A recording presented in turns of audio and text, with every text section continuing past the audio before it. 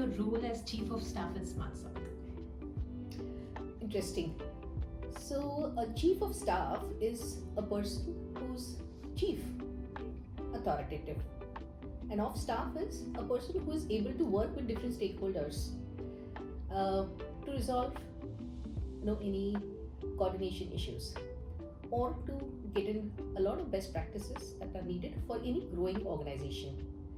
So, what motivates me to become or to come to office every day as chief of staff certainly is the motivation of collaboration with different stakeholders, having had my experience in different industries for the last 25 plus years. Will I be able to contribute to an organization and help the organization grow? Every single day there are challenges, and can I step in and help resolve those challenges with better communication? When you're not playing the role of Chief of Staff, what interests or passions keep you engaged?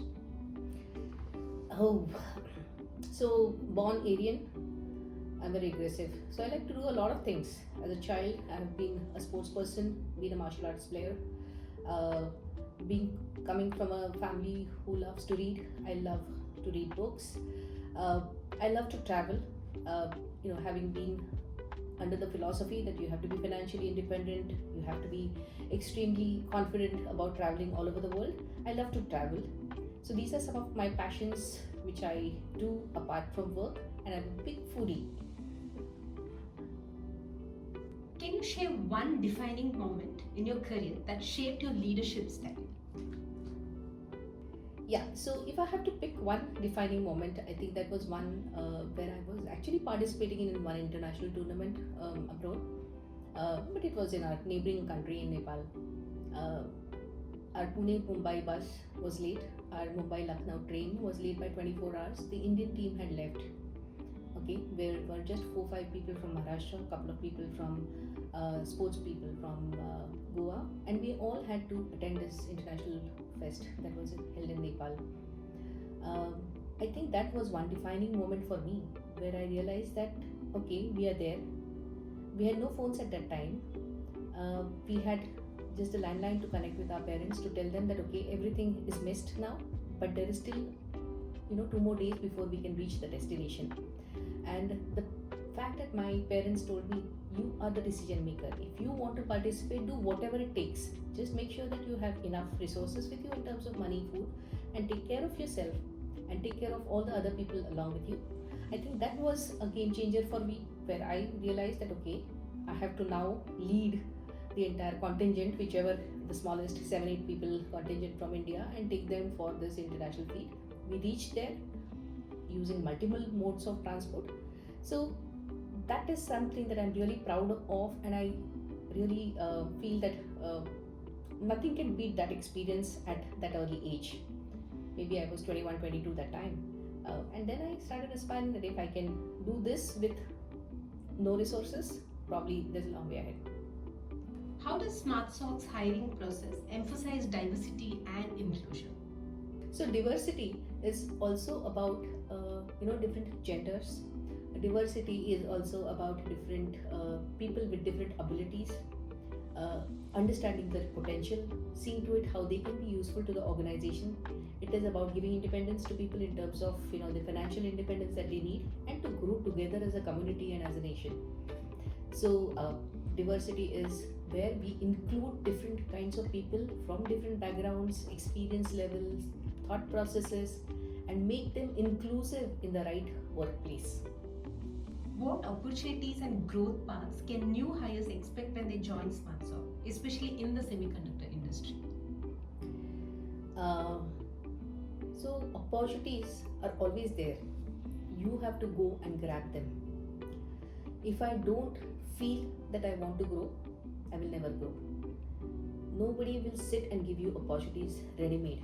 There are leaders who will create opportunities, who will see to it that the colleagues gear themselves up, take trainings, and get up to the next level.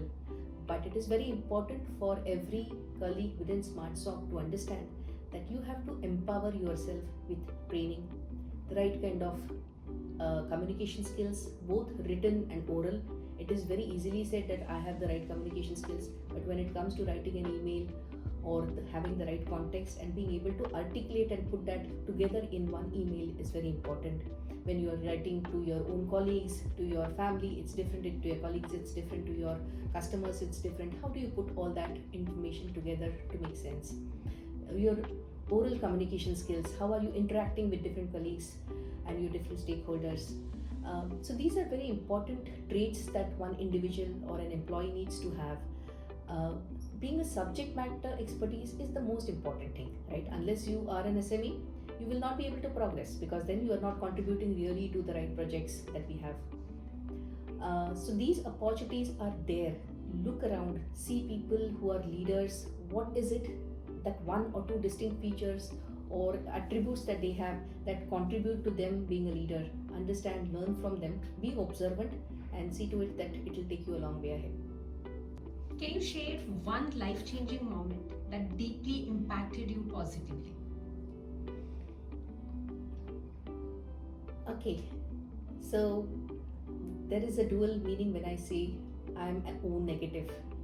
I want to let anybody know in this organization or around that I'm an O negative blood donor. So, negative is in my DNA or genes. But I'm extremely positive in life. It's not just that, I'm also born on the 1st of April. Why am I sharing this information? People have misconceptions every time a conversation starts, right? It starts on a couple of these aspects about what's your birth date, when are you born. So when I had one conversation with one of our senior family members who's a doctor, that person told me that there are quite a lot of rare blood groups and you are a universal donor. So know that there will be very less people who will be contributing to you when it comes to life and death, but you will be able to play a major role when it comes to donating. So don't hesitate ever to donate blood and save lives. So that particular statement just stayed along in my life all throughout.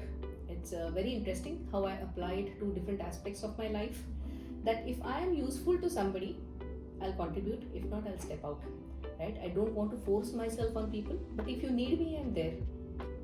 I think that attribute is an attribute of a leader.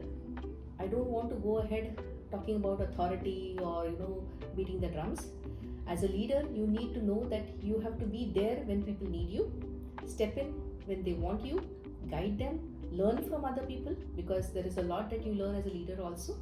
So this conversation that I had actually helped me shape the way of my thinking process itself. What are some hobbies that can contribute to both professional and personal growth? Hobbies are very important. You as an individual, you can be tied to an organization, to a college, to a degree, but you cannot grow holistically unless you are engaged into some activities that interest you. Jobs are there, not there. Career is there, not there. You are in your early stages of your career, there are so many things that attract you. In your later stages of your career, there are so many things that you feel that you should now refine and then stick to just a few. So hobbies are very important. I personally like to read whenever I have time. I try to travel a lot.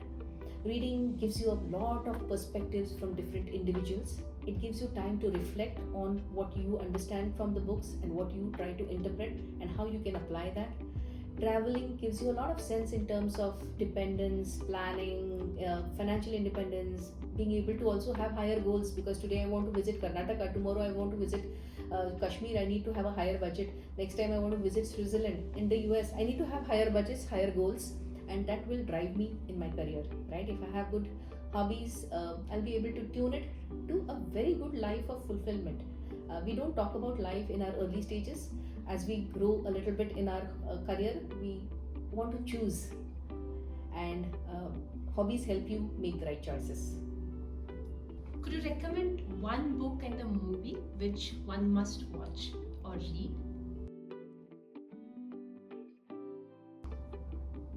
Okay, so one book, I think one book that has really inspired me is The Checklist Manifesto. It is by Dr. Atul Gawande. He's a US author. He's a doctor by profession, and that's the reason why you see a lot of checklists from me, right? Because it helps you shape your thinking process.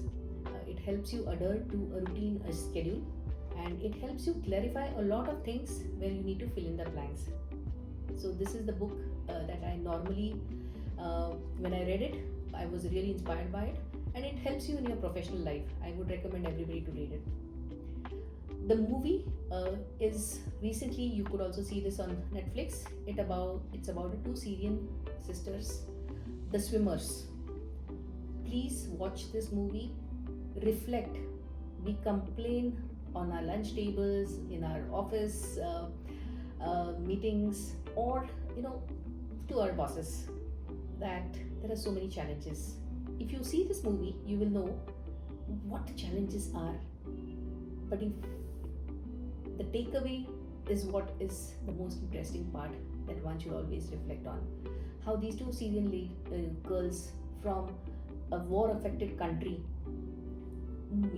travel to a place for their swimming training, and how they win Olympic medal. And this is a very inspiring movie.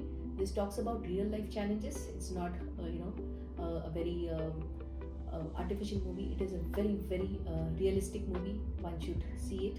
And the end result, you do achieve what you aim for if you go through those struggles and those pains and those bruises and make it happen.